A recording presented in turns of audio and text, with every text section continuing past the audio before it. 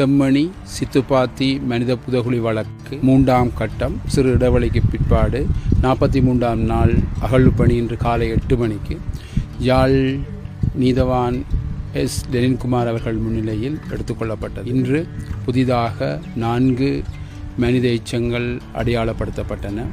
அதிலிருந்து 2 முழுமையான மனித எண்பு தொகுதிகள் அகழ்ந்தெடுக்கப்பட்டதோடு ஒரு மனித எண்பு குவியல்களும் அதிலிருந்து அகழ்ந்தெடுக்கப்பட்டிருக்கிறது.